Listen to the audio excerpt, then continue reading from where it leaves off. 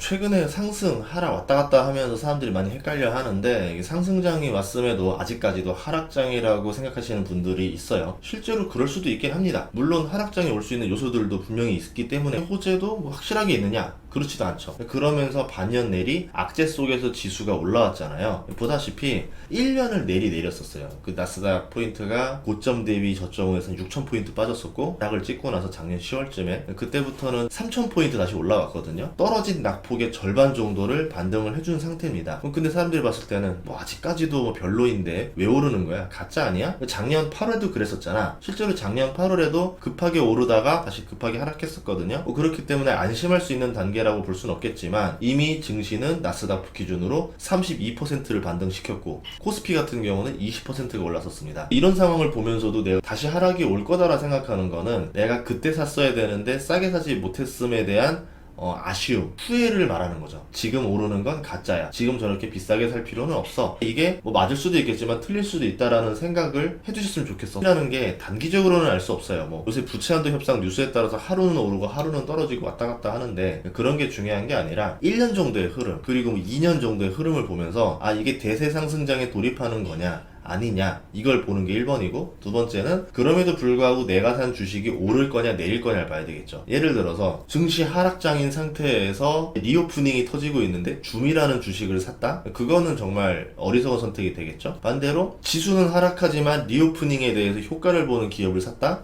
그러면 이거는 나쁘지 않은 선택이 될 수도 있겠죠. 지수가 떨어지니까 주식을 팔아야 돼가 아니라 지수가 떨어지고 오르는 걸 떠나서 지금이 어떤 상황이고 어떤 기업이 실적이 좋아질 가능성이 있느냐 이런 것들을 보시는 게 좋을 것 같아요. 증시가 상승하고 하락하는 건 자연스러운 일인데 내가 한쪽에 대한 뷰만 보고 내 자산을 잃는 게 제일 위험해요. 지난 영상에서도 올렸었지만 모두가 공포에 질렸을 때 주식을 사야 됩니다. 실적이 나빠졌을 때 그 주식을 사면 돼요. 불과 몇 달 전까지만 해도 반도체 주식에 대해서 저렴하고 이제 악재밖에 없고 호재가 안 보이니까 반도체 주식을 살 때가 된 것 같다 이렇게 했더니 그거는 아니다 너가 몰라서 하는 얘기다 아 주식 경력이 짧다라고 하는데 2006년부터 했습니다. 절반 이상이 주식인 사람이기 때문에 주식 시장에 따라서 제 재산이 바뀌어요. 그렇기 때문에 얼마나 민감하겠습니까? 그런데 제가 미쳤다고 그런 공포장 끝에서 왜 그런 주식에 대한 이야기를 하겠어요. 이런 거는 그냥 오랫동안 경험해봤더니 차라리 그럴 때 사는 게 싸더라라는 거죠. 이거는 주식을 떠나서 모든 투자의 기본이었던 것 같아요. 공포에 질렸을 때 사는 게 맞다. 탐욕이 가득한 상태에서 내가 그때 산다? 그게 제일 나빴던 것 같아요. 부분의 사람들이 공포에는 오히려 주식을 팔아버립니다. 그리고 인버스 상품을 사죠. 손실이 어마어마해지고 다음번에 내가 복귀를 할 수가 없어요. 그리고 증시는 정직하지가 않아요. 근데 많은 사람들은 증시가 정직하다라 생각하고 정직하게 투자를 합니다. 악재가 나오고 실적이 나빠도 증시가 오를 수가 있어요. 악재가 계속 끊임없이 있었고 실적이 나빴고 금리는 계속 올라가는 와중에도 증시가 올라갔습니다. 환율이 이렇게 높은 와중에도 증시가 올라갔어요. 나스닥 지수만 봐도 이렇게 1년 동안 하락했지만 6개월 동안 보면은 꽤 큰 반등을 줬죠. 코스피 같은 경우도 작년 말을 기준으로 반등을 줘서 20%가 올랐습니다. 좀 더 넓게 볼까요? 니케이 지수는요 사상 최고치를 찍고 있어요. 코로나 버블 때보다 더 많이 올랐습니다. 유로도 마찬가지죠. 코로나 버블 때보다 더 많이 올라서 사상 최고치를 찍고 있습니다. 이건 어떻게 된 건가요? 중국의 대안이라 불리는 인도는 마찬가지로 고점을 깨기 직전입니다. 조금만 있으면 인도도 사상 최고치 지수로 갈 가능성이 높아요. 중국 상해 지수는 어떨까요? 생각보다 움직이지 못했습니다. 고점 돌파를 하지 못한 상태죠. 미국이랑 한국이랑 중국의 증시는 고점 돌파를 하지 못했지만 다른 주변국들은 고점 돌파를 한 상태입니다. 우리가 악재라고 불리는 것들에 젖어들다 보니까 시야가 좁아지게 돼 있어요. 점점 상승에 대한 뉴스들을 쳐다보지 않고 다른 나라 사정을 안 쳐다보게 됩니다. 그러다 보니까 시야가 갇혀버린 거죠. 부채한도 협상이면은 정말 나라가 망할 거다 이렇게 생각을 하는데 저는 그 시에 영향이 적은 거라고 생각을 합니다. 최근 3년 동안 겪었던 악재들 중에서도 가장 사이즈가 작은 악재가 아닌가. 만약에 부채한도 협상이 안 됐어요. 그러면 미국이 망할 확률은 얼마나 되느냐. 실제로 망한다라고 했을 때 그 담당자들의 이 사람들의 부담감은 얼마나 심할 거냐. 심리적으로 엄청난 압박을 얻겠죠. 물론 지금 바이든이 조건 없이 무조건 올려라 라고 하면서 메카시 하원 의장은 무슨 소리냐 조건 걸어라 이렇게 되고 있는 거거든요. 이게 잘못된다라고 해서 망하거나 정말 영원히 안 하는 건 아닙니다. 예전에 2011년에 뭐 신용등급이 하락했었다 그것 때문에 뭐 큰일 날 거다라고 하는데 그것 때문에 하락한 게 아니라 2011년에 증시가 큰 폭으로 하락했 하락했던 거는 남유럽 사태가 터져가지고 유럽 위기 관로해서 증시가 하락했던 거예요. 인과관계를 잘못 섞어하고 다른 것 때문에 증시가 하락했다라고 오해를 하게 됩니다. 부채도 협상이 실패했다고 해서 샷다운이 됐다고 해가지고 소비자들이 소비를 멈출 거냐? 기업들이 판매를 멈추느냐? 그런 일은 없다라는 거죠. 그러니까 핵심을 봐야 되는데 너무 악재들을 쳐다보기 시작하면은 내가 헷갈리기 시작해요. 우리가 봐야 되는 악재는 그런 게 아니라 상업용 부동산 리스크예요. 자산 2,500억 달러 이하의 미국 은행은 상업 대출이 50%입니다. 소규모 은행은 상업용 부동산 대출이 70%예요. 그만큼 상업용 부동산 리스크에 많이 노출되어 있다는 거죠. 미국 회사 90%는 직원 20명 미만의 중소기업들입니다. 우리가 알고 있는 빅테크들이 미국 경제를 움직이는 게 아니에요. 미국 고용의 절반과 수익의 절반을 이 중소기업들이 만들어주고 있습니다. 상업용 부동산 리스크는 금융과 고용에 영향을 줄 가능성이 있다는 거죠. 하지만 이게 샌프란시스코를 빼고 나서 봤을 때 상업용 부동산 위기 신호 그렇게 강하지 않다라고 봅니다. 그래서 우리가 통계에도 조심할 필요가 있어요. 하나가 굉장히 나쁨으로 인해서 통계를 다 끌고 내려가는 경우가 있는데 얘를 빼고 보면은 오히려 상황이 좋을 수도 있다는 거죠. 제가 보는 것 중에 하나는 미국의 소기업들을 봐요. 중소기업들은 경기의 바로미터이기 때문에 미국 소기업 낙관론 지수라는 게 있는데 증시의 움직임이랑 굉장히 유사합니다. 미국 소기업 낙관론 지수를 보면은 지금 코로나 위기 때만큼 나빠져 있어요. 그러면 지금이 코로나보다 나쁜 상황인가를 비교해 봐야 되겠죠. 리먼만큼 지금이 나쁜 상황은 아닌 것 같아 라고 하면은 바닥을 찍고 반등하지 않을까? 이렇게 생각해 볼 수가 있겠죠. 미국의 대출 수요도 마찬가지입니다.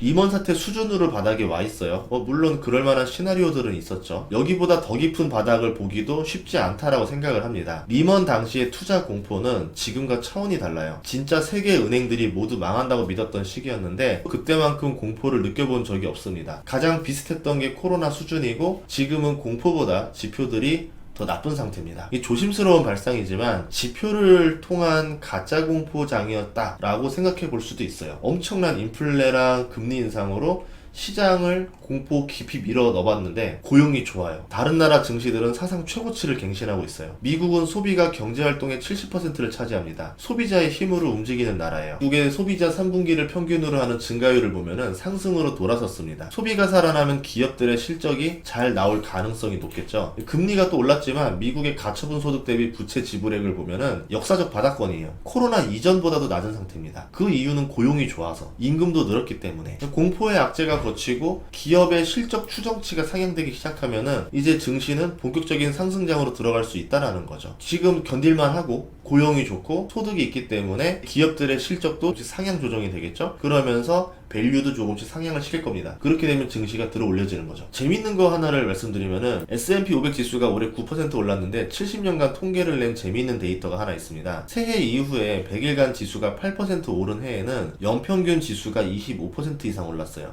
그러면 연말쯤에는 한 16% 정도 더 오를 가능성이 있다라는 거죠. 4,800을 넘을 수도 있다라는 겁니다. 재작년 고점이 4,766이었었거든요. 미국 증시도 유럽, 인도, 일본처럼 전고점을 돌파하는 상황이 올 수 있다라는 거죠. 물론 유동성이 줄어들고 있고 금리가 이렇게 높은 상황인데 어떻게 그런 일이 벌어지냐, 말도 안 된다 라고 말할 수 있겠지만 지금 다른 나라들은 이렇게 벌어지고 있는 게 현실입니다. 미국은 임금 인플레가 심한데도 고용이 좋아요. 해외 기업들은 미국으로 들어오고 있어요. 그러면 임금 인플레가 더 올라가서 미국 경제가 나빠지는 거 아니냐 이렇게 말하는 분들도 있는데 저는 오히려 고용은 좋고 임금 인플레는 언젠가는 잡힐 거라 봐요. 우리가 생각하는 것보다 빠른 시간 한 1, 2년이면은 급격히 잡히는 시대가 온다라고 봅니다. 그 이유 중에 하나가 산업용 로봇 평균 가격을 보면은 2005년 대비 2025년에는 가격이 6분의 1 이하로 떨어졌어요. 사람을 쓰는 것보다 로봇을 쓰는 것이 경제적으로 이익이 좀 커지기 시작합니다. 그러면 기업들은 계속 물건을 생산해낼 수 있고 고용은 튼튼해서 소비가 살아있고 임금 인플레는 누를 수가 있는 거죠. 증시에서 가장 이상적인 상태 골디락스가 얼마 안 있으면 올 수도 있다. 물론 제 생각이 단기적인 흐름도 아니고 맞다라는 보장도 없겠지만 저는 이런 관점을 보고 실제로 투자를 하고 있어요. 흐름을 보면서 앞으로 어디에 투자하면 좋을까 보는 거예요. 제가 봤을 때는 제조업 국가들 그 중에서도 산업용 로봇을 도입했을 때 포텐이 터질 수 있는 기업들 이런 것들을 보고 있습니다. 여러분들도 그냥 호재다 악재다 지수가 오른다 떨어진다 이렇게 단순한 베팅을 하지 마시고 경제의 흐름 속에서 트렌드의 흐름 속에서 어떤 기업들이 수혜를 얻을 것인가 섹터 위주의 관점으로 주식을 공부하시면 좋을 것 같습니다. 다음 시간에도 좋은 정보로 찾아뵙겠습니다. 구독과 좋아요 알림 설정 부탁드리고요. 올 하반기 특강도